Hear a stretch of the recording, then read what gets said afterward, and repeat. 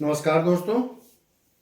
आज हम लोग योजनाओं एवं कार्यक्रम के भाग 2 में कुछ अन्य योजनाओं के बारे में डिस्कशन करेंगे।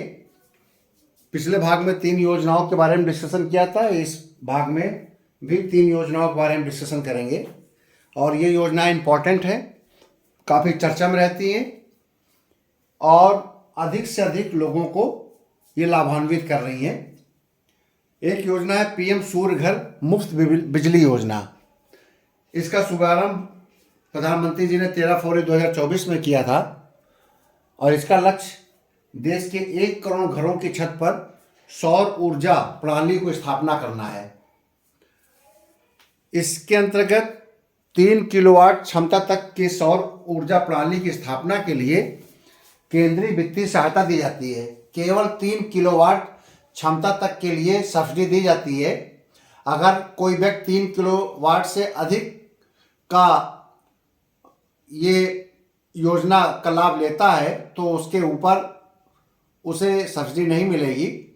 अगर 3 किलोवाट तक का अगर क्षमता की प्रणाली स्थापित करना चाहता है कोई व्यक्ति तो 78,000 रुपये सब्सिडी प्रदान की जाती है। अगर 1 किलोवाट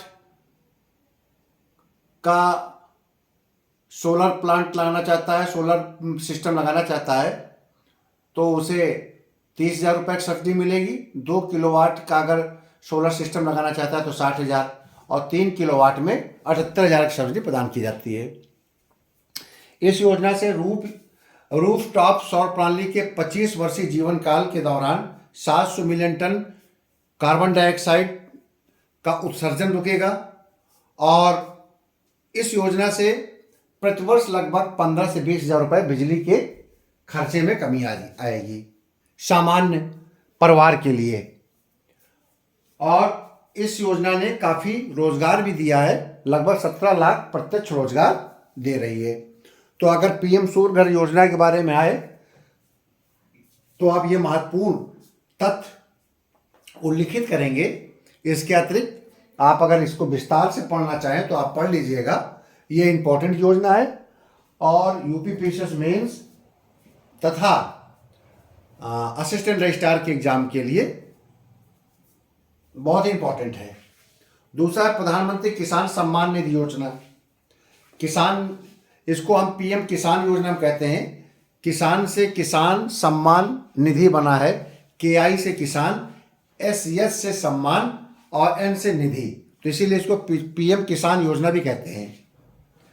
इसका उद्देश्य छोटे एवं सीमांत किसानों को प्रत्यक्ष आय देना है। प्रत्यक्ष आय देने से क्या होगा कि जो गरीब किसान हैं वो अपनी ज़रूरत की आवश्यकताओं की पूर्ति कर लेंगे, अपनी आर्थिक स्थिति सुधार कर लेंगे और अगर खेतों में कुछ निवेश करना है, खाद पानी बिजली का, तो उसका भी प्रयोग कर सकते हैं। इसीलिए उनको हर वर्ष 6,000 रुपया वार्षिक सहायता प्रदान की जाती है और ये वार्षिक सहायता 3 किस्तों में दी जा रही है। 2-2 हज़ार रुपये की 3 किस्तें साल भर में दी जाती हैं और ये पूरी तरह केंद्र प्रायोजित योजना है, सेंट्रल स्पॉन्सर्ड। इसमें स्टेट का कोई पार्ट नहीं है और डीबीटी के माध्यम से डायरेक्ट बेनिफिट ट्रांसफ़र सीधे उपभोक्ता के या बेनिफिशरीज के लाभार्थी के अकाउंट में डायरेक्ट पैसा जाता है और साल में 3 किस्तों में ये पैसा दिया जाता है, 2-2 हज़ार रुपये प्रति किस्त के हिसाब से। पहले ये कहा जाता था कि ये छोटे एवं सीमांत किसानों के लिए है, लेकिन अब इसके अंतर्गत सभी किसान शामिल कर लिए गए हैं, बशर्ते वे किसान अन्य किसी सरकारी सेवाओं से जुड़े ना हो। यानी कि अब भारत के सभी किसानों को ये लाभ दिया जा रहा है और इससे किसानों को नियमित आय प्राप्त हो रही है। जब नियमित प्राप्त होगी तो उनकी आर्थिक स्थिति मजबूत होगी, आर्थिक स्थिति मजबूत होगी, देश की आर्थिक स्थिति मजबूत होगी और कृषि में वो इन्वेस्टमेंट करेंगे। तो ये प्रधानमंत्री किसान सम्मान निधि योजना है जो कि गोरखपुर में भारत के प्रधानमंत्री मोदी जी ने 24 फरवरी 2019 को प्रारंभ किया था। तीसरी योजना है प्रधानमंत्री गरीब कल्याण अन्न योजना, PMGKAY, प्रधानमंत्री गरीब कल्याण अन्न योजना। ये योजना जब कोविड आया था 2019 कोविड-19 आया था, ये मार्च 2020 में कोविड आया था। तो उसी समय भारत के प्रधानमंत्री ने राष्ट्रीय खाद्य सुरक्षा अधिनियम के अंतर्गत 5 किलो प्रति व्यक्ति के हिसाब से मुफ्त अनाज देना प्रारंभ किया था। ये राष्ट्रीय खाद्य सुरक्षा अधिनियम के अंतर्गत दिया जाता है, क्योंकि राष्ट्रीय खाद्य सुरक्षा अधिनियम का स्थापना ही एक्ट ही इसी उद्देश्य से किया गया था कि गरीबों को निःशुल्क खाद्यान्न दिया जाए, ताकि जो भारत के संविधान में नीति निर्धारक तत्व है कि कोई व्यक्ति भुखमरी या गरीबी से न मरे, तो उसी के तहत 5 किलो अनाज प्रति व्यक्ति प्रति माह मुफ्त दिया जा रहा है। प्रारंभ में ये कोरोना के दृष्टिगत केवल 3 माह के लिए लाया गया था, लेकिन इसे कंटिन्यू रखा गया है। सन 2020 से लेकर अभी भी ये कंटिन्यू योजना चल रही है। लगभग 80 करोड़ से अधिक लोगों को ये लाभ दिया जा रहा है। ये लाभ राशन की दुकानों के माध्यम से, पीडीएस सिस्टम के माध्यम से, पब्लिक डिस्ट्रीब्यूशन सिस्टम के माध्यम से दिया जाता है। इसका उद्देश्य गरीबों को खाद्य सुरक्षा प्रदान करना, भुखमरी व कुपोषण को रोकना, गरीबी के आर्थिक बोझ को कम करना इस योजना का मुख्य उद्देश्य है, और ये योजना वर्तमान में भी चल रही है। तो आपकी ये 3 महत्वपूर्ण योजनाएं हैं, और 3 पिछले भाग में बताया मैंने। ऐसे ही इसके अगले भागों में भी कुछ योजनाओं के बारे में चर्चा करूंगा, जो योजनाएं बहुत ही महत्वपूर्ण हैं।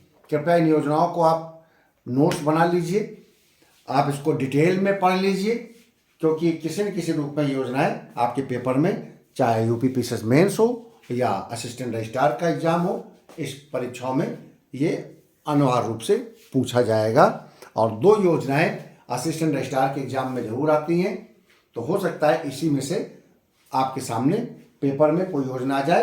तो 50 से 70 शब्द ऐसे होने चाहिए जो बिल्कुल से आपको, जो आपका एग्जामिनर है, जो आपका पेपर कॉपी को चेक करेगा, उसके पास अगर फैक्ट है योजना को प्रारंभ करने का, कब योजना प्रारंभ हुई, इसका लक्ष्य क्या है, इसका फ़ायदा क्या है, इसके बारे में तथ्यात्मक जानकारी क्या है, अगर केवल आप इतना ही लिख देते हैं तो आपको अच्छे अंक मिल जाएंगे। आप इस योजना से, अपनी इस योजनाओं को आप अपने ज्ञान से, अपने विवेक से इसको विस्तार दे सकते हैं। जैसे सूर्य घर मुफ्त बिजली योजना है, आप ये कह सकते हैं कि पेरिस एग्रीमेंट है, क्योटो प्रोटोकॉल है, जिसके द्वारा ये कहा जा रहा है कि फॉसिल्स जो ईंधन है इसको समाप्त किया जाए, पेट्रोल डीजल के ईंधन को ख़त्म किया जाए, इससे कार्बन डाइऑक्साइड बढ़ रहा है। इसको ध्यान रखते हुए पीएम सूर्य घर योजना लाई गई है, जिससे अधिक से अधिक रिन्यूएबल एनर्जी के रूप में बिजली पहुंचाई जाए। और ये लगभग जो सूर्य घर योजना के माध्यम से टोटल जो बिजली खपत हो रही है उसका लगभग 8% हमारा सूर्य घर योजना के माध्यम से इसको लागू किया जाएगा। आप इस प्रकार से इसको विस्तार देंगे, इससे क्या होगा, प्रदूषण साफ स्वच्छ होगा और आपके कम से कम बिजली पर व्यय आएगा। जब आप इन चीज़ों को जोड़ेंगे तो आपका यह सूर्य घर मुफ्त बिजली योजना, जो मैंने 50-60 शब्द लिखे, ये ऑटोमेटिक 100 शब्दों में चला जाएगा। ऐसे प्रधानमंत्री किसान सम्मान निधि के बारे में आप लिखेंगे।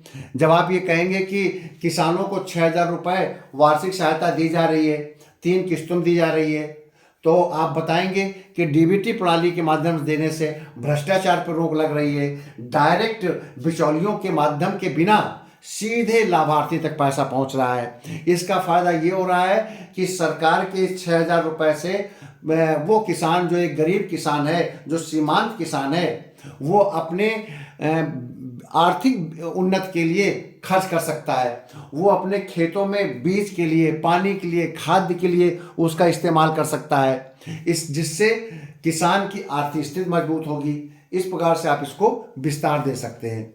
ऐसे गरीब कल्याण अन्य योजनाओं के बारे में, तो ये जो आपकी 3 योजनाएं हैं, इसको आप स्वयं विस्तार देकर आराम से 100 से 150 शब्द लिख सकते हैं। तथ्य आपके सामने विस्तार करना आपकी जिम्मेदारी है। बहुत बहुत धन्यवाद।